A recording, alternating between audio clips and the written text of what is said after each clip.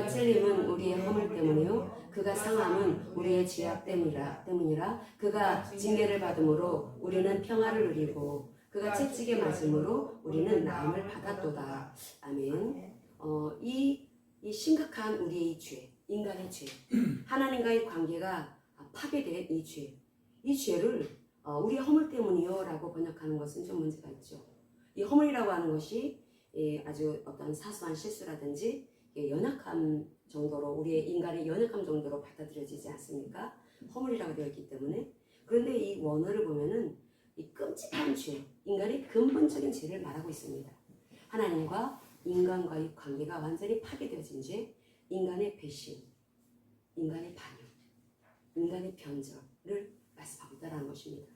그래서 예수님께서 메시아께서 머리에 가시관 면류관으로 찔림을 받을 때 구멍이 나야 했고 찔렸다, 구멍을 뚫었다 라는 문자적인 뜻을 가지고 있습니다. 손과 발에 대못으로 구멍이 뚫려야 했고 또 옆구리에는 창으로 찔려서 구멍이 뚫려야 했다라는 것입니다. 온몸의 피가 콜콜콜 쏟아지도록 그렇게 메시아께서 엄청난 끔찍한 고통을 겪어야 했다라는 거죠. 이런 이 고통스러운 이러한 이 죄악의 사람이 하나님께 범한 이 죄악의 이 심각성, 이것을 이사야서 53장 5절만큼 아주 현저하게 드러내주는 구절도 없습니다. 그러니까 인간이 하나님께 저지른 그 죄, 우리 이 죄가 아주 끔찍한 죄라는 거죠. 이 죄, 이 인간의 하나님을 배신하는 이 죄를 덮기 위해서는 반드시 죄가 하나도 없는 완전히 의로운 존재가 찢기고 찔리고 대속의 죽음으로 죽는 것밖에 없다라는 겁니다. 그래서 그리스도께서 그 같은 죽음을 죽으러 이 땅에 오셨다라는 거죠.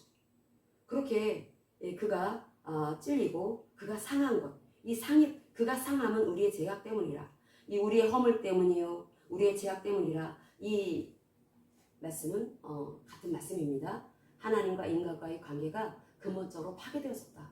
인간이 그렇게 끔찍한 죄 가운데 있다라고 하는 말씀을 하고 있습니다. 근데 그 메시아께서 상한 것은, 이 상하다라고 하는 것은 짓밟혀서 뼈가 완전히 으스러진 상태를 말합니다. 그러니까 우리나라 말 단어로는 상하다라고 하는 것은 어느 정도 조금 상한 것처럼 느껴지잖아요. 그게 아니라는 겁니다. 원어를 보면은 완전히 짓밟혀가지고 뼈가 으스러진 상태, 이런 그 치명적인 상태, 죽을 수밖에 없는, 견디기 힘든 그런 그 고통을 겪는 상태가 이 상하다라는 이 단어입니다. 그가 그렇게 십자가에서 죽으실 때 그렇게 찔리고 그렇게 으스러질 정도의 그 고통을 겪으시면서 십자가에서 우리의 죄를 대속하시기 위해서 죽으셨습니다. 근데 그렇게 죽으셨는데, 근데 우리가 그렇게 예수께서 우리의 그 모든 죄 문제를 해결해 주셨습니다. 해결해 주신 그것은 우리가 인생 가운데 이 죄로 인해서 갖게 된 그 저주, 하나님과의 관계가 파괴되어져서 인생에게 드리워져 있는 것은 저주입니다. 저주. 이 저주 안에 있는 우리들을 회복시켜 주시기 위해서 이 땅에 하나님이 오셔야 했습니다. 바로 메시아, 그리스도께서 오셔야 했고, 그 메시아가 오심으로써 그냥 오셔서 그냥 대충 무마시켜서 죄 문제 무마시키고, 그분은 창조자이시고 전능자이시니까 그렇게 해결해 주신 것이 아니라, 그분이 우리가 겪어야 돼, 우리가 담당해야 될 그 죄 문제를 그 메시아가, 그 그리스도가 친히 십자가에서 겪으셨다라는 거죠. 그 겪으신 것이 정말 끔찍한 고통스러운 그러한 형벌이었다라는 것입니다. 십자가 형벌을 예수님이 대신 받으셨습니다. 근데 예수님이 대신 받으신 것이, 왜 그것이 예수님이 대신 받으신 것일까? 거기 우리가 베드로전서 2장 24절을 보겠습니다. 베드로전서 2장 24절. 친히 나무에 달려 그 몸으로 우리 죄를 담당하셨으니 이는 우리로 죄에 대하여 죽고 의에 대하여 살게 하려 하심이라. 그가 채찍에 맞음으로 너희는 나음을 얻었나니. 아멘. 그분이 십자가에서 행하신 그 모든 그 끔찍스러운 그 형벌이 우리로 건강하게 살도록 하셨다는 것입니다. 우리가 이 말씀이 가슴으로 이게 받아들여져야 합니다. 우리는 지식으로 알고 있습니다. 근데 가슴으로 받아들여져야 되죠. 우리가 건강하게 살게 될 수 있는, 건강할 수 있는 그러한 그 이유는 예수님께서 대속의 죽음을 죽으셨기 때문이다. 예수님께서 우리의 죄 문제를 십자가에서 완전히 해결해 주셨기 때문이다. 그래서 그 결과를 우리가 그 혜택을 우리가 받게 되었다. 예수님의 그 피공로로 인해서 우리는 죄 문제가 해결된 것뿐만 아니라 이 땅에서도 건강하게 살 수가 있게 되었다라고 말씀을 합니다. 우리는 건강해야 합니다. 우리 주님 오시라 가까운 이때 더 건강해야 합니다. 특히 우리 사랑하는 우리 수교계 성도들 모두 건강해야 합니다. 우리 의원 집사님 정말 건강해야 합니다. 자기의 몸을 함부로 하면 안 됩니다. 하나님의 성전이기 때문에 정말 건강해야 합니다. 근데 그렇게 건강해 살 수 있도록 하신 것은 예수님께서 십자가, 이 나무에 왜 십자가에서 달렸다라고 하지 않으시고 나무에 달렸다라고 하실까? 그것은 그 신명기에 그 말씀이 나옵니다. 신명기 21장 23절에 그 나무에 달린 자는 하나님께 저주를 받았습니다 라고 하는 말씀이 나옵니다.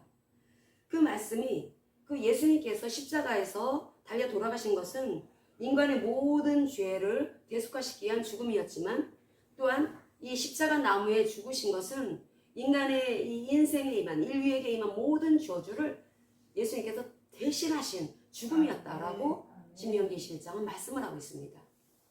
우리는 이제 예수님으로 인해 저주받을 필요가 없습니다. 우리 또 질병에 걸리면 안 됩니다. 우리 건강해야 합니다. 예수님이 다 행하셨기 때문에. 그래서 이 대속의 죽음을 죽으셨다라고 하는 거, 이 대속의 죽음의 목적이 무엇인가? 그것은 우리가 죄에 대해서 죽고 의에 대해서 살게 하려 하십니다 라고 하는 말씀을 합니다. 정말 많이 들은 말씀이죠. 우리가 죄에 대해서 죽고 의에 대해서 살게 하도록 하시기 위해서 예수님께서 하나님의 아들이신 예수님, 육신을 입고 오신 성자 하나님께서 십자가에서 끔찍하게 죽으셔야 했다라고 성경은 말씀을 합니다. 이 채찍에 맞으심으로 너희가 나았다. 채찍에 맞음으로 이 원어를 보면은 피가 뚝뚝뚝뚝 떨어지는 깊은 상처를 입은 상태를 말합니다. 예수님께서 피가 뚝뚝뚝뚝 떨어졌습니다. 떨어지도록 그렇게 엄청난 고통, 그 인간들로 인해서 그러한 고초를 겪으셨습니다. 그런데 그것은 우리가 이제 더 이상 죄에 대해서 살지 않고 자기중심으로 이기적으로 살지 않고 이제 그리스도 중심으로 살게 하도록 하시기 위해서 베풀어 주신 너무나 놀라운 은혜였다라고 베드로전서 2장 24절은 말씀을 합니다. 그러면 우리가 어떠한 사람들이었을까? 베드로전서 2장 25절 읽겠습니다. 베드로전서 2장 25절 바로 24절 그 뒤에 우리가 어떤 상태에 있었는지 같이 읽습니다. 너희가 전엔 양과 같이 길을 잃었더니 이제는 너희 영혼의 목자와 감독 되신 이에게 돌아왔느니라. 아멘. 우리는 양처럼 길을 잃은 자들이었다라는 것입니다. 그럼 양은 어떻게 어떤 행태를 보이길래 길을 잃었다라고 말씀을 하실까? 양은 코앞에 있는 풀만을 먹기 위해서 그냥 그 쿵쿵쿵거리면서 그 풀만 뜯어 먹는다라는 거죠. 그러다 보니까 그 길을 잃을 때가 많다라는 것입니다. 굉장한 근시기 때문에 그래서 그 코앞에 있는 그런 그 풀만 뜯어 먹고 가다 보면은 그 길을 잃어버린다라는 거죠. 길을 잃어버리고 또 양의 특징이 뭐냐면 그렇게 자기 코앞에 있는 먹이에 계속 주목하다 보니까 그 목자의 음성을 놓칠 수가 있습니다. 그러면 양들이 한쪽에서 어떤 양이 겁은 많으니까 양이 놀래가지고 후다닥 뛰면은 이유도 모르고 같이 먹다 말고 막 뛰어간다라는 겁니다. 이유 없이 다 같이 달아난다라는 거죠. 우리 인생이 그렇다라는 것입니다. 하나님께서 인생들을 양으로 비유를 하는데 왜 그 양으로 비유하실까? 그렇게 영적인 근시 아니고 코앞에 자기 이익만, 자기 탐욕만을 향해서 그렇게 살아가는 존재가 사람이라는 거죠. 사람은 오직 자기의 유익, 자기의 중심적인 그러한 그 만족을 추구하며 살아가는 존재와 같다. 양과 같다라고 말씀을 합니다. 그리고 또 어떤 사람들이 물이 되어서 막 가면은 거기 왜 그렇게 따라가는지도 모르고 그냥 자기도 그냥 따라갑니다. 우리가 유행을 보면 알 수가 있습니다. 왜 그렇게 사람들이 그 요즘 유행하는 것을 다 그렇게 하려고 하는가? 이유를 모릅니다. 그냥 하니까 하는 겁니다. 그러니까 지옥으로 가는 길은 넓다고 하죠. 아무런 이유 없이 그냥 따라가는 것입니다. 맹목적으로 따라간다라는 거죠. 그게 양의 특징이랍니다. 양은 어떤 양의 무리가 놀라서 막 뛸 때 이유도 알지 못하면서 막 같이 뛴다라는 겁니다. 그렇게 우리가 이유도 알지 못하는 인생을 살아옵니다. 열심히 수고를 하고 열심히 노력하고 애쓰며 살아오지만 인생의 목적이 무엇인지 모릅니다. 그냥 사는 겁니다. 그래서 남들 공부하니까 나도 공부하고 좋은 데 가려고 하니까 좋은 학교 나오면 취직 좋은 데 하니까 나도 좋은 데 가고 취직 좋은 데 하고 그리고 남들 결혼하니까 나도 결혼하고 그렇게 인생의 목적이 무엇인지도 모르고 그 사람들이 살아간다는 거죠. 근데 안타까운 것은 예수를 믿어도 그럴 수도 있다는 것입니다. 예수를 믿는다는 것이 무엇이지? 예수님은 나에게 어떤 의미이지? 이분이 십자가에서 죽으셨다라고 하는데 그건 너무나 멀게만 느껴집니다. 이것이 바로 내 삶을 완전히 치유해 주신 하나님의 놀라운 은총이라고 하는 것으로 별로 느껴지질 않습니다. 왜 그렇습니까? 2장 25절에 너희들이 전에는 양과 같이 길을 잃은 상태에 있었다. 그 길을 잃다라고 하는 것은 사실은 기만을 당하다라는 뜻입니다. 누구한테 우리가 속임을 당한 것입니까? 길을 잃다라고 하는 것은 마귀로 인해서 사탄으로 인해서 길을 잃었다라는 것입니다. 그래서 모른다라는 거죠. 인생의 목적을 모른다라는 거죠. 눈에 보여지지 않는 그런 세계에 대해서는 관심도 없다라는 것입니다. 그저 눈에 보여지는 세상이 전부인 줄 알고 그렇게 열심히 애쓰고 살아갑니다. 열심히 애쓰고 그렇게 수고하면서 그 힘내서 살아갑니다. 근데 그게 다 기만당하는 것이다. 속임당하는 것이다. 누구로 인해서? 마귀로 인해서, 사탄으로 인해서 라고 성경은 분명하게 말씀을 합니다. 근데 우리가 예수께서 하신 그 일, 십자가와 부활의 그 복음을 우리가 받아들여서 그분을 나의 주인으로 모십니다. 그럴 때 우리의 영혼은 목자와 감독 되신 분에게 들어갔다라고 말씀을 하죠. 목자와 감독 되신 분, 이 목자라고 하는 이 단어는 이스라엘이 하나님과의 관계를 말할 때 목자라는 표현을 씁니다. 이스라엘은 하나님의 양떼들이었죠. 하나님이 치는 양들이었습니다. 하나님의 백성들이었죠. 하나님은 이스라엘의 하나님이셨습니다. 목자셨습니다. 그런데 하나님과의 관계가 회복되어지기를 옛날 이스라엘이 하나님과의 관계 가운데 늘 하나님의 보호 안에 있었던 그런 그 언약 관계 속에 있다라고 하는 것은 하나님의 보호 안에 있다라고 하는 것을 말하는 것입니다. 그러는 것처럼 이제 길을 잃었지만은 이제 그 관계, 회복된 관계에 들어서게 되었다. 이 목자와 감독 대신이 같은 의미입니다. 그래서 목자가 양을 지키고 그렇게 잘 감찰하는 것처럼 이 감독도 위에서 세밀하게 주시하면서 이 감찰하는 사람을 말합니다. 하나님이 그렇게 우리를 감찰하시게 되었다라는 거죠. 우리가 예수님이 하신 일을 믿고 그래서 내가 예수님을 나의 주인으로 나의 왕으로 모셨을 때 우리는 그 주님의 감찰 속에 우리 하나님이 그 불꽃 같은 눈으로 지켜보시는 그런 보호 안에 우리가 들어왔다라는 겁니다. 우리가 그렇게 들어와서 살고 있습니다. 근데 여기에 그 몸으로 예수님께서 베드로전서 2장 24절에 그 몸으로 그 죄를 담당하셨다. 라고 이렇게 말씀을 하고 있는데 이 담당하셨다라고 하는 것은 이 헬라어 원어를 보면은 제단의 희생제물로 바쳐졌다라고 하는 것을 뜻합니다. 그러니까 십자가 제단에 예수님은 그 몸으로 희생제물이 되어서 바쳐졌다라는 거죠. 희생제물이 되어서 바쳐졌는데 그런데 그것이 그 이사야서 53장 이 5절의 말씀을 통해서 보면은 53장 이 4절을 보겠습니다. 이사야서 53장 이 4절 말씀 보겠습니다. 우리 4절에서부터 6절까지 읽겠습니다. 그는 실로 우리의 질고를 지고 우리의 슬픔을 당하였거늘 우리는 생각하기를 그는 징벌을 받아 하나님께 맞으며 고난을 당한다 하였노라. 그가 찔림은 우리의 허물 때문이요 그가 상함은 우리의 죄악 때문이라. 그가 징계를 받음으로 우리는 평화를 누리고 그가 채찍에 맞음으로 우리는 나음을 받았도다. 우리는 다 양 같아서 그릇 행하여 각기 제 길로 갔거늘 여호와께서는 우리 모두의 죄악을 그에게 담당시키셨도다. 이 담당시켰다라고 하는 것이 이 베드로전서 2장에서 24절에서는 바로 희생 제물이 되었다라는 그 단어를 쓴다고 했습니다. 근데 우리가 여기에서 특별히 살펴볼 것은 이사야서 53장 이 4절의 말씀입니다. 이사야서 53장 이 4절에 보면은 그분이 우리의 질고 우리의 슬픔을 짊어지셨다라는 것입니다. 이 질고라고 하는 것은 육체적인 질병을 말합니다. 그래서 슬픔이라고 하는 것, 이 강고라고 하는 것은 정신적인 질병을 말합니다. 그러니까 예수님께서 십자가에서 죽으신 것은 육체적인 질병만 처리해 주신 것이 아니라 정신의 질병까지도 처리해 주셨다라는 말씀입니다. 그러니까 우울증 환자 넘쳐나죠. 요즘에 공황장애 꺾기만 하면 공황장애라는 말을 하더라고요. 그런데 이 공황장애가 하나님께서 다 담당하셨다라는 것입니다.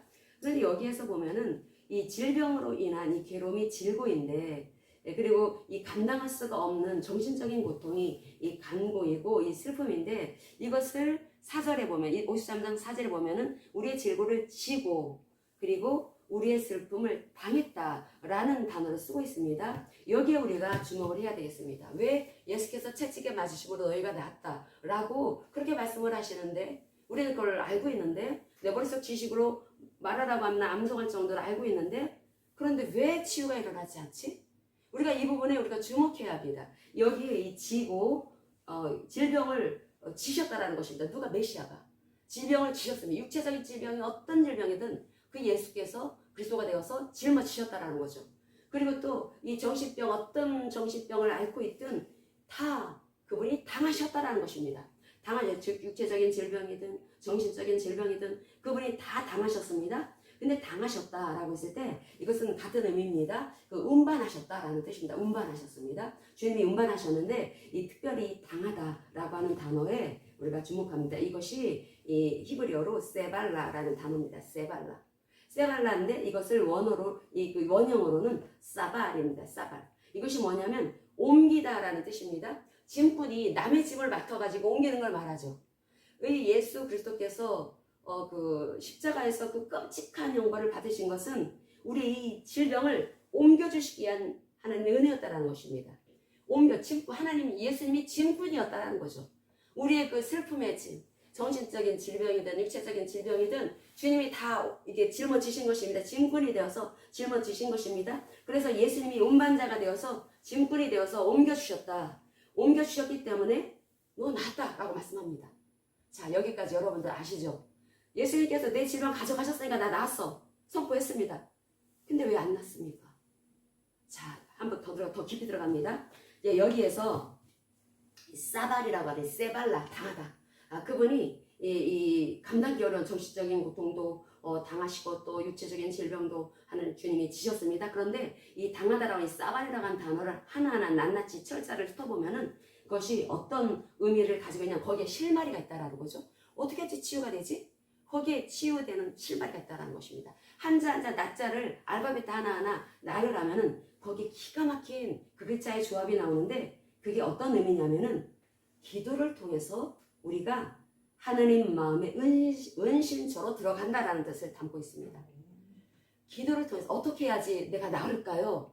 그것은 그분이 너의 질병을 담당하셔서 그분이 너의 병을 짊어지셨어. 지게꾼이 되셨어. 짐꾼이 되셔서 그 짊어지고 운반하셨어. 그래서 너의 것이 아니야. 너의 질병이 아니야. 그런데 그 짊어지셨다라고 하는 그 단어가 어떤 의미냐면은 기도를 통해서 우리가 하나님의 마음의 은신처 속에 들어가다.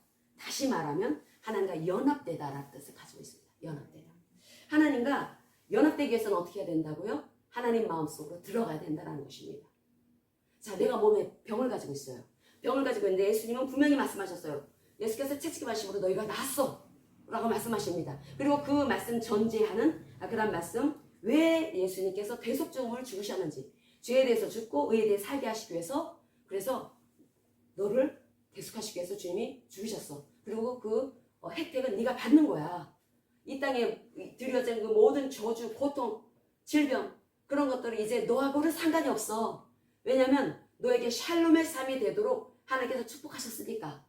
그런데 그런 삶을 누리기 위해서는 네가 해야 될 일이 있어. 그것이 뭐냐면 하나님의 마음속으로 네가 들어가야 돼. 어떻게 해서 우리가 마음속으로 들어갈까요? 하나님의 마음속으로 기도를 통해서 들어간다라는 뜻입니다. 기도를 통해서 들어갑니다. 그래서 이 바울 사도도 데살로니가 전서 5장에서 쉬지 말고 기도하라 라는 말씀을 하고 있습니다. 그럼 우리가 쉬지 않고 기도만 하고 삽니까? 그런 의미가 아니라고 했죠. 하나님을 예배하는 마음으로 늘 주님을 높인다는 것입니다. 그러니까 우리가 항상 내 마음속에서 주인은 내가 아니라는 것입니다. 내 삶의 주인은 내가 아니라는 거죠. 생각도 내 생각이 올라오면 안 된다는 것입니다. 하나님의 말씀이 나를 지배하도록 나는 끊임없이 십자가에 내 옛자를 가져가야 된다는 거죠. 그게 쉬지 않고 기도하는 것입니다. 쉬지 않고 기도합니다. 그랬을 때 자, 주님과 연합되어진 것. 우리가 주님과 연합되어졌다라고 하는 것은 너무나 중요합니다. 이 하나님께서 예수님을 통해서 베풀어 주신 그 놀라운 은혜가 내 인생 가운데 체험되어지기 위해서는 내가 주님과 연합되어졌다라고 하는 것을 잊어서는 안 되고 우리 연합되어진 사람들이기 때문에 홀몸이 아니라고 그랬죠. 그럼 우리가 연합되어져 있고 그럼 연합되어져 있다면 우리가 그 하나님의 마음 안에서 내가 항상 발견되어져야 된다는 것입니다. 그러니까 고린도 후서 5장 15절을 보겠습니다. 고린도 후서 5장 15절. 고린도 후서 5장 15절. 그가 모든 사람을 대신하여 죽으심은 살아있는 자들로 하여금 다시는 그들 자신을 위하여 살지 않고 오직 그들을 대신하여 죽었다가 다시 살아나신 이를 위하여 살게 하려 함이라. 아멘. 나 자신을 위해서 살면 안 된다라는 것입니다. 이제 나 대신해서 대속 죽음을 죽으신 그분 그리스도를 위해서 살아야 된다는 거죠.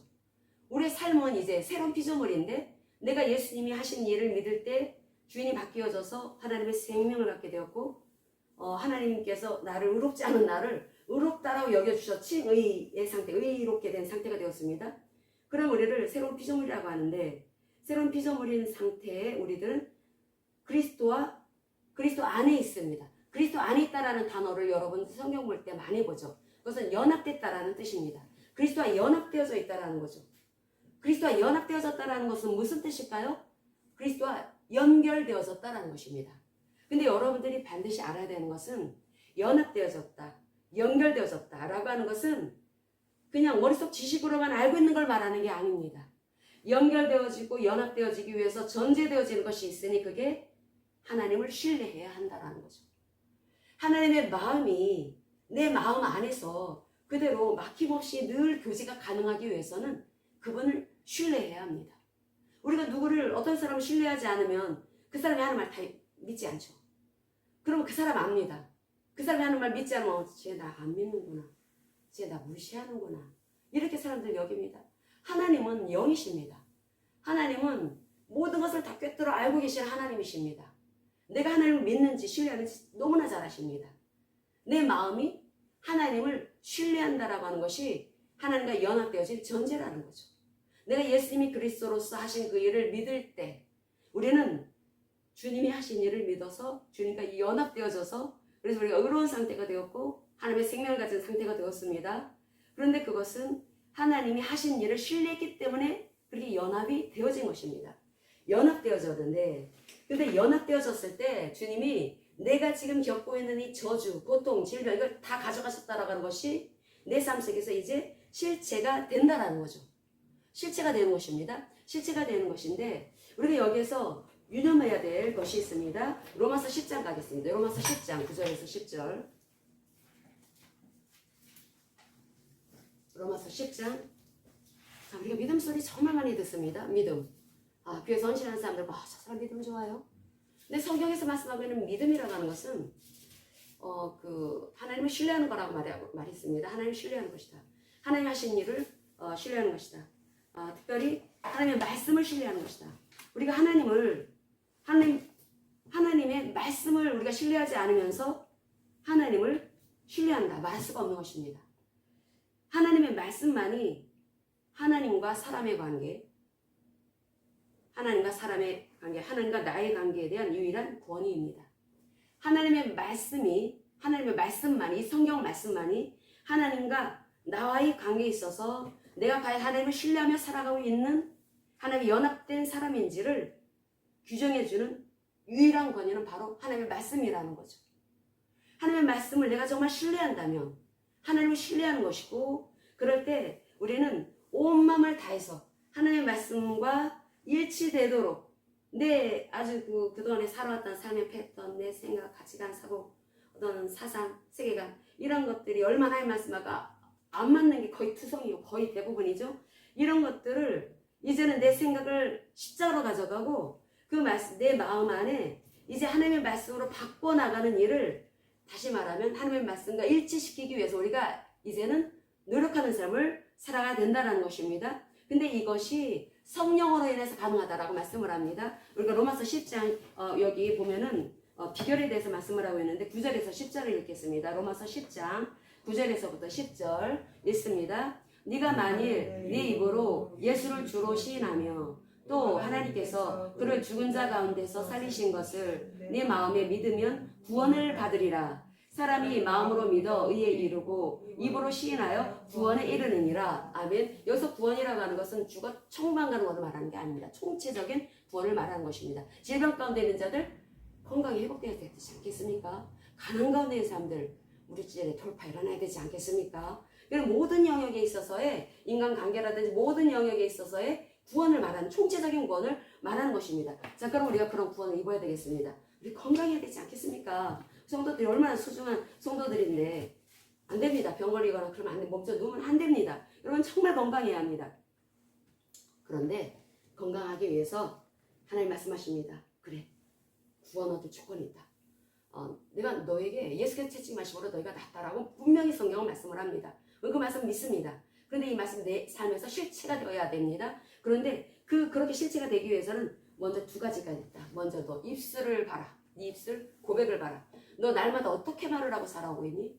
입술의 고백이 굉장히 중요하다는 것입니다. 입술의 고백. 입술 고백이라고 하는 것은 공개적인 성격을 가지고 있다는 거죠. 언어를 보면 공개적입니다. 그러니까 비밀 신자는 있을 수 없다는 것입니다. 가난 신자 있을 수 없다는 것입니다. 교회 안 나가면서 나 예수 믿어요? 있을 수 없다는 것입니다. 왜냐하면 이 신앙이라고 하는 공개적인 의미를 가지고 있기 때문에 입술로 고백하는 것은 공개적인 성격을 가지고 있습니다. 그러면 입술로 고백을 하고 또 마음으로 믿어야 된다는 거죠. 내가 무엇을 믿습니까? 말씀을 믿는다는 것입니다. 내가 의로운 사람이 되었습니다. 의로운 사람이 되었고 이제 내가 집 가운데 살게 되지 않은 것은 예수님께서 대속의 죽음을 죽으셨기 때문이다. 그동안에 나는 이 세상에 대해서 영적인 세계에 대해서 눈에 보여지지 않는 세계에 대해서 나는 몰랐습니다. 모르니까 그냥 내 마음대로 살았다라는 거죠. 그냥 내가 옳다고 여기는 대로 살아왔습니다. 하나님 말씀하십니다. 너 틀린 거야. 너 속은 거야. 너 사탄한테 기만당한 거야. 그래서 네가 얼마나 많은 시간을 허비하고 네가 얼마나 많은 그러한 지난 세월을 고통스럽게 살아왔니. 그런데 하나님이 예수님을 통해 사신 그 일을 네가 확실하게 좀 알아. 확실하게 알고 그래서 그분이 징계를 받으심으로 예수 그리스도께서 십자가에서 그 징계를 받으심으로 네가 평안을 누리게 되었어. 이 샬롬이라는 것입니다. 이 샬롬이라고 하는 것은 어떤 전쟁이 없는 상태, 이런 세상에서 말하는 이 평화를 말하는 게 아닙니다. 그런 것만을 말하는 게 아닙니다. 완벽한 의미의 평화입니다. 하나님이 통치하시는 상태. 하나님이 통치하시는 그러한 상태로 네가 이제 하나님의 백성이 되어서 목다지신 그분이 너를 붓 같은 눈으로 늘 지켜주시면서 하나님의 보호를 받는 언약 백성이 되어서 너 이제 그런 평화를 누릴 수 있게 되었어. 그 평화를 누릴 수 있게 된 것은 예수가 그리스도로서 대속 죽음을 주셨기 때문이야. 그러니까 이제 너는 알아야 된다. 대속 죽음의 목적은 이제 너 죄 가운데 살지 말고 그리스도 안에서 의롭게 살아가도록, 말씀을 따라 살아가도록 하기 위해서 예수님이 그렇게 죽으셨다는 것입니다. 그럼 우리는 새로운 피조물로 어떻게 살아가야 됩니까? 그 연합을 통해서 속죄 효과가 나타나야 합니다. 속죄 효과가 무엇입니까? 병이 나아야 되지 않겠습니까? 병이 안 나서 아직 속죄 효과를 보지 못하고 있는 것입니다. 속죄 효과. 속죄 효과가 나타나야 합니다. 이 속죄 효과가 내 것으로 받아들여져야 된다는 거죠. 그리고 내 것을 받아 누려야 되는 것입니다. 그래야지 이 속죄의 효력이 나한테 전달되어지는 것입니다. 교회 다니면 자동적으로 낫습니까? 병이 치료됩니까? 아니요. 그렇지 않습니다. 그 말씀을 알고 있으면 됩니까? 아니요. 지식으로 알고 있다고 되는 게 아닙니다. 예수께서 채찍에 맞으심으로 너희가 낫다. 우리 엄청나게 많이 했습니다. 그 말씀은 그 비밀이 우리의 질병을 짊어지신 그분에게 있다는 거죠. 그 비밀이. 그분이 그렇게 짊어지신 것은, 그 질병을 짊어지신 것은 그분의 마음으로 우리가 들어가서 그분의 마음 안에 들어가서 하나가 되어지기를 원하고 계시는 것이고, 그것을 우리가 신약에서 연합되다라고 하는 단어로 많이 발견할 수가 있다고 했습니다. 우리의 모든 이 죄로 인한 이 죽음으로 인한 이 고통, 이 저주, 모든 이 질병이라든지 환란이라든지 모든 어려움들을 예수님께서 다 짊어지셨습니다. 그리고 우리가 그것을 믿을 때 예수님을 나의 주인으로 모시고 이제 그분을 나의 구세주로 나의 인고로 모실 때 나는 그분과 연합되어져서 하나가 될 것입니다. 그러면 우리는 이 마음 안에서 늘 그분의 주 되심을 인정하면서 살아가야 합니다. 그랬을 때 우리는 그 말씀의 효력을 볼 수가 있게 된다는 거죠. 근데 여기에 우리가 입술 고백이 정말 중요하다고 했습니다. 말로다가 까부시게 하면 안 됩니다. 화가 나면 까부시기를 하죠. 그렇게 하지 마십시오. 그래서 언어 관리 정말 잘해야 합니다. 화가 나면 그 자리를 떠나세요. 아니면 여기서 안 좋은 소리가 나오니까. 그건 나한테 치명적인 것입니다. 내 영혼에 유익이 되지 않습니다. 분명히 하나님 말씀하십니다. 입술 관리해라. 말 관리해라. 언어 관리해라. 너 말 함부로 하지 마. 네 인생 태클 거는 거야 그거. 너 모르니까 그랬지 그동안에는. 이제는 말씀 부탁해서 너가 아니까 절대 말 함부로 하지 마. 네가 말을 함부로 했기 때문에 오늘날 네 삶이 이런 거야. 말 함부로 하지 말고 네 마음 안에 머물러 계신 그 하나님을 심심하게 드리면 안 된다는 것입니다. 그분이 나를 주도적으로 이끌어 가실 수 있도록 그분은 나의 주인이니까 나는 그분의 종입니다. 그분이 내 삶을 살아가시도록 내가 해야 되는 일은 내 끊임없이 올라오는 생각을 십자가로 가져가야 된다는 거죠. 그럴 때 어마어마한 능력이 나타납니다. 두나미스의 능력. 어떻게 해야지 이제 죽을 병에 걸린 사람도 살아날 수가 있고 세상에서 못 고칠 질병도 살릴 수가 있고 아니 죽은 사람조차도 살아나게 할 수가 있을까? 어떻게 해야지 그럴 수가 있을까? 거기에 두나미스의 능력이 임해야 된다는 것입니다. 사도행전에서 누가복음이 사도행전 다 누가가 쓴 거죠. 강조하는 게 있습니다. 하나님 나라의 백성은 그 능력이 있어야 돼 라는 말을 합니다. 두나미스의 능력이 있어야 돼. 두나미스의 능력이 있어야지 내 병만 치유받는 것이 아니라 다른 사람 병도 치유할 수가 있다는 것입니다. 그 두나미스의 능력을 그 당시에 그 바울 사도가 활동했던 2000년 전에 헬라 세계에서는 생명력을 주다라는 뜻을 가지고 있어요. 생명력. 그러니까 그 헬라 문화 속에서 그 언어는 이 두나미스라는 헬라어 단어는 생명력. 그러니까 우리가 그 엄청난 생명력을 하나님으로부터 받아내야 된다는 것입니다. 예수님께서도 그런 생명력으로 두나미스의 능력으로 일을 하셨죠. 우리 오늘 그 10장 그 사도행전 10장 38절의 말씀 읽으면서 사도행전 10장 38절 같이 읽겠습니다. 하나님이 나사렛 예수에게 성령과 능력을 기름 붓듯 하셨음에 그가 두루 다니시며 선한 일을 행하시고 마귀에게 눌린 모든 사람을 고치셨으니 이는 하나님이 함께 하셨습니다. 아멘. 여기서 선한 일이라고 하는 것은 질병까지 포함하는 선한 일을 말하는 것입니다. 그 모든 착한 일, 모든 선한 일, 그 토부의 일을 하셨습니다. 그런 일을 행하시고 마귀에게 눌린 사람들 정말 많죠. 굉장히 이 눌리다라고 하는 것이 이게 마귀에게 눌렸다라고 하는 것은 뭐 멀리 생각할 거 없습니다. 우리가 그 자기 중심으로 살다 보면은 자기 본의적인 어떤 자기 생각에 빠지게 되죠.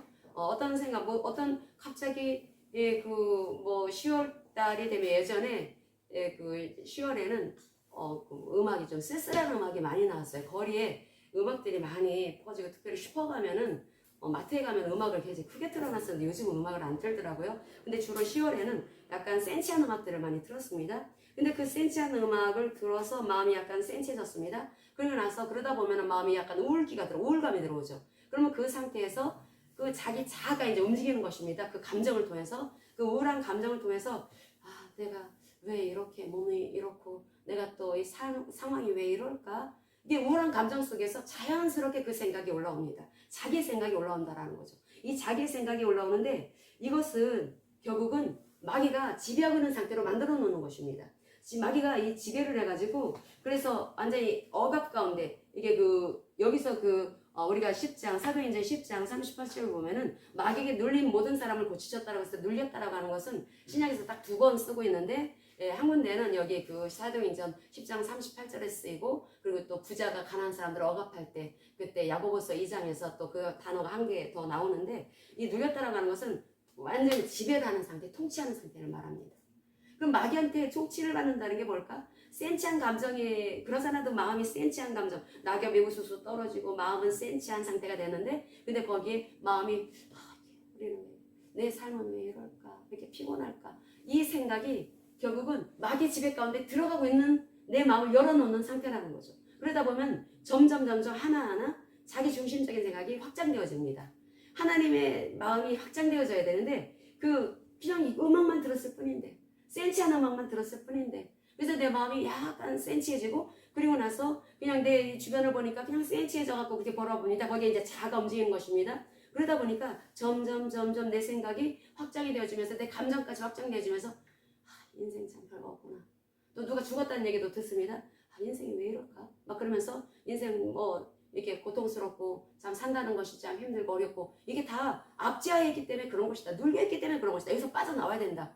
항상 마음을 그 마귀를 향해서 세상을 향해서 열어놓으면 안 된다. 라고 성경은 그렇게 말씀을 하고 있죠. 그래서 어쨌든 이 마귀에 눌린 모든 사람을 예수님께서 이렇게 이렇게 완전히 우리를 고쳐주신 것입니다. 고쳐주셔서 그래서 우리가 지금 의로운 상태가 된 것이고, 우리 의로운 상태가 되어서, 그래서 이 값없이 주신 그 선물, 하나님께서 예수님을 통해서 주신 이 값없이 주신 이 우리를 의롭게 하신 그 선물을 우리가 내 걸로 이렇게 취하기 위한 그러한 일들, 그것이 내가 확실하게 체험하기 위해서는 바로 성령이 우리 안에 계시죠. 근데 성령이 계시다라고 하는 것으로 된 것이 아니라 항상 입술 관리하고 내가 어떤 존재인지 알면서 이 두나미스의 능력이 폭발적으로 나타날 수 있도록 그렇게 우리가 늘 주님 중심의 이 삶을 살아가고 언어 관리하면서 이렇게 나아가야 된다라는 이런 말씀을 하고 있습니다.